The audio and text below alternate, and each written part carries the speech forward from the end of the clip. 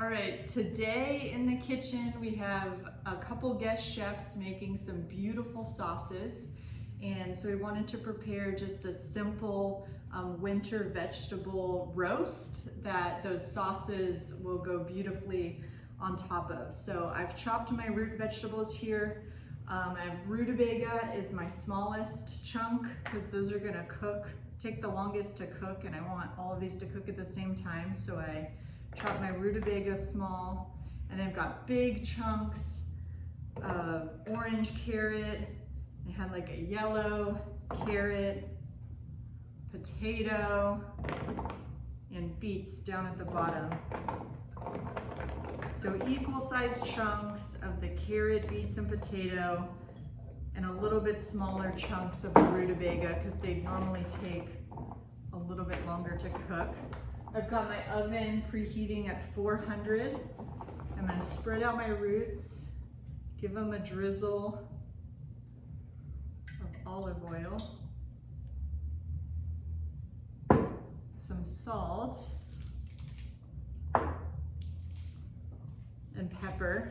You could do all these things to your taste, to your liking.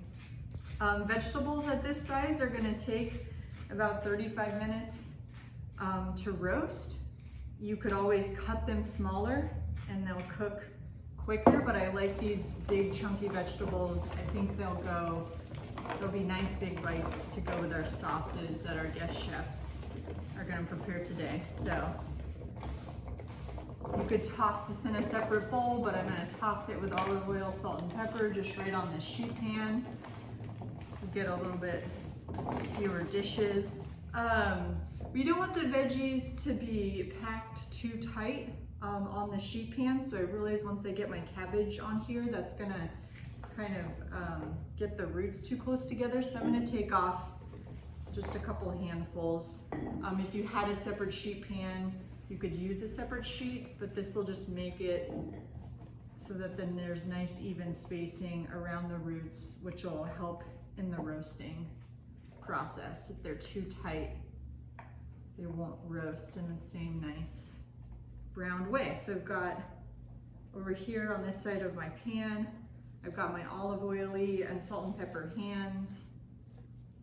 Might need a little bit more olive oil, salt, and pepper. I'll just pour it right on my pan and roll. I'll do pepper at the end. Roll my cabbages around in it. So I get these roasted along at the same time with the root veggies.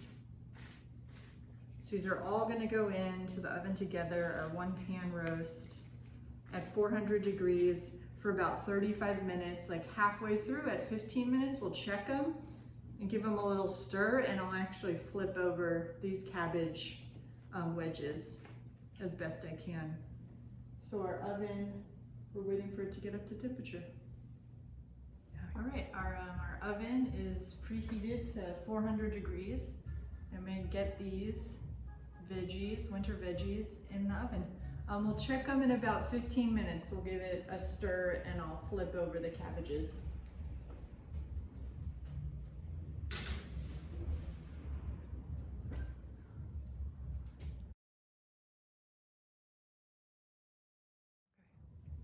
All right, my sheet pan veggies have been in for 15 minutes.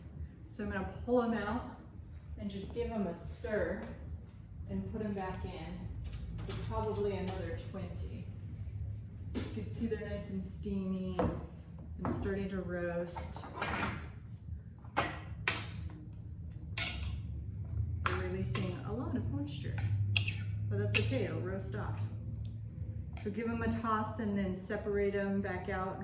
Remember, we don't want the roasted veggies to be too close to one another. And then these cabbage, I'm just gonna try to give them a flip. So the other side, opposite side, is face down on the pan.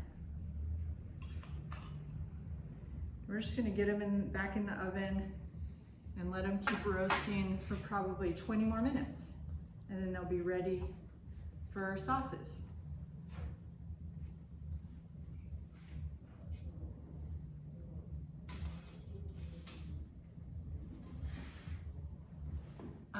Today we are so excited to have a special guest in our kitchen. Nikki Guerrero is here from Hot Mama Salsa, doing wonderful products at the farmer's market and in your local grocer. And she'll get to talk a little bit about that. But also we want you to know she is a home cook, a member of our Cook First team, and home cook extraordinaire, cooking for her family all the time, cooking for friends. You're gonna wanna try this dish yourself at home or figure out how to get invited over to her house. We are pleased to welcome Nikki to the kitchen today. Thank you, Nikki. Thanks, Heather. Hi, everybody. I'm gonna make some stuff today that I make all the time at home. And we roast vegetables all the time at our house because it's one way my kid will eat them, especially cabbage and cauliflower. We're gonna start with a sauce that is actually an add-on to my fish sauce Caesar dressing that I make all the time. So we're gonna actually make the Caesar dressing first and turn it into a sauce for roasted vegetables. So it's two sauces in one today. So we're gonna start with garlic.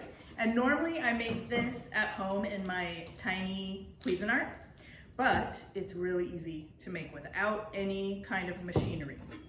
So that's what we're gonna do today for the demo. So this clove of garlic is giant, so I'm only gonna use one. I smack it to get the skin loose. Oh, it was actually 2 cloves in what looked like one. So I'm gonna use 2 cloves or 1 giant clove. And I like to just get rid of that little hard bottom. And then I'm gonna just mince it up. And I'm using this plastic cutting board on top of the wood cutting board because we're really gonna smash up this garlic and make a paste.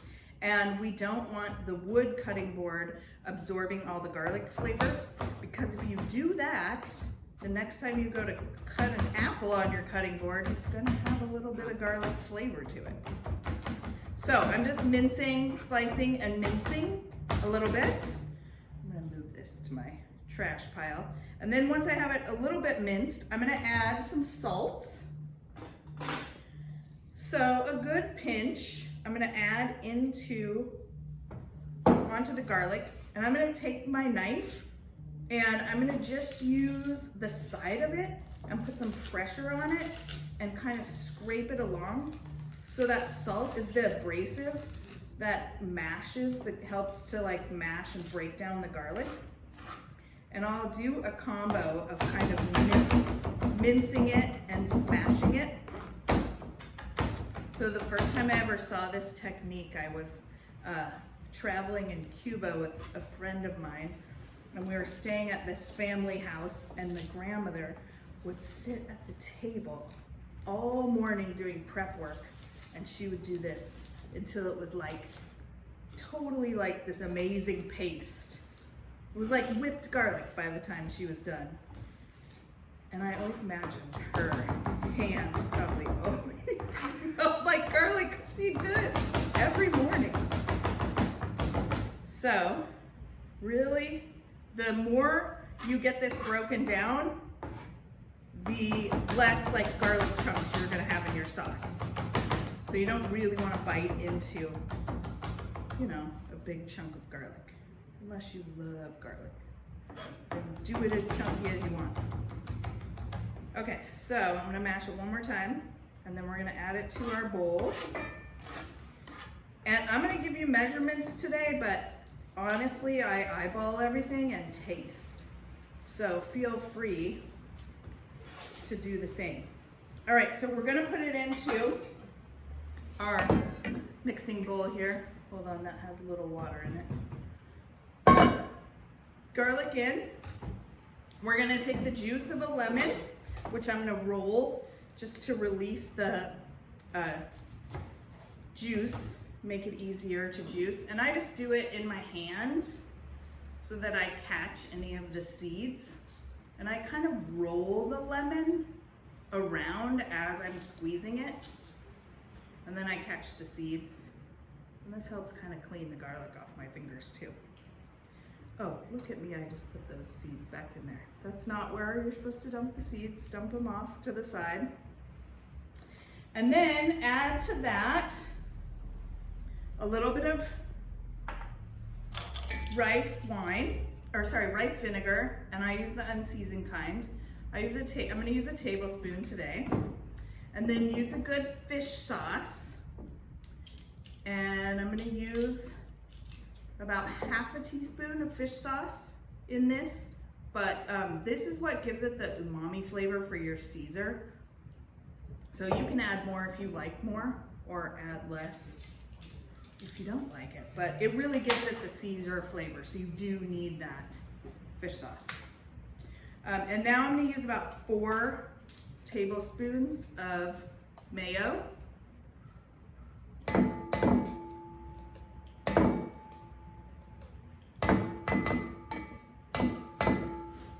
Okay, and then we're gonna whisk it.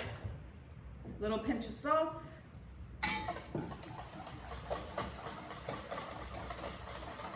And if you want it thinner, you can add more vinegar or more lemon.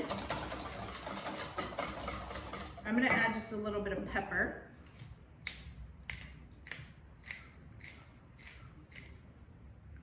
So here's what we're working with so far. And you can see it's not super thick, but it's not real thin either. And you know, every lemon's gonna give you kind of a different amount. I'm gonna say I want a little bit more juice. I want it a little thinner to start. And you can use this dressing too for your roasted vegetables. Caesar is great. Anything kind of salty and briny. Okay, so now I'm gonna taste it.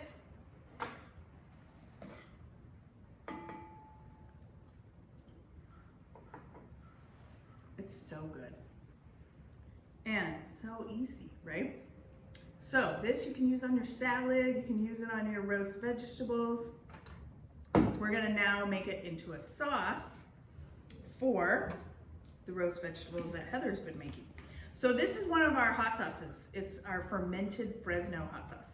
So this one is really great to mix with mayo, and it adds a pungent, fruity, spicy flavor, but also a little sweetness because we use white balsamic vinegar in this. So the sweetness is gonna balance the nuttiness of the tahini. So we're gonna put a tablespoon of this in the Caesar. Now, this one is really not crazy spicy, so that may seem like a lot of hot sauce, but it really doesn't make the sauce too spicy at all. And then the tahini, we're gonna go in and do about 2 tablespoons. And tahini is just sesame seed paste. So you can actually make this on your own too if you have sesame seeds. You can toast them up and grind them. But this is just adds such a rich, nutty flavor, and it's really gonna thicken our sauce too. So I'm just eyeballing about 2 tablespoons because I don't want to dip my mayonnaise spoon in my tahini.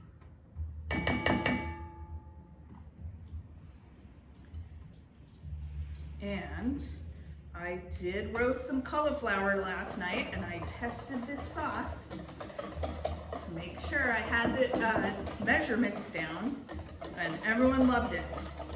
Super good. So that's it. You just mix those 2 things into the fish sauce Caesar, and you can see how it's a little bit thicker. And you can drizzle it over your roast vegetables. One thing I like to do if I'm having people over and make it fancy is smear it on the bottom of your plate and then pile your roasted vegetables on top and put a little bit of fresh herbs, and it makes it look fancy. All right, our roasted veggies are coming out of the oven. They've been in here at 400 degrees for 45 minutes. We wanted to let that cabbage and the roots get nice and crispy, and they did. So this was 45 minutes, and we flipped the cabbage and gave the roasted veggies a stir about halfway through.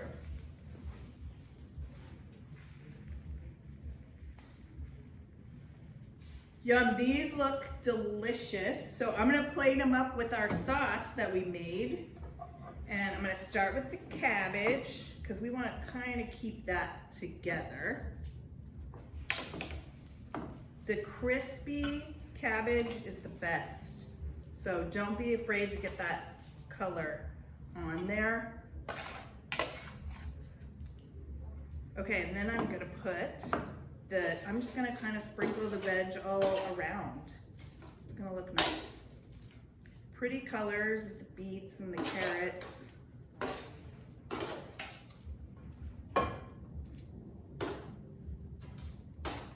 I guess maybe grab a spatula when you get it out and loosen everything. It'll make it easier to dump it out on your platter.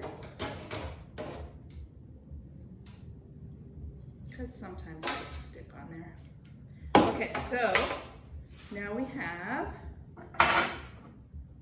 the vegetables all plated up. Doesn't that look pretty? And then we're just gonna spoon our sauce over.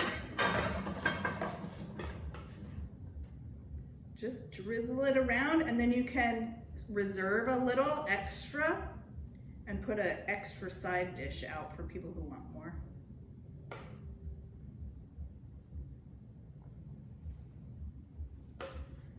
Ooh, it smells good when it hits the hot vegetables. You can really smell the sauce.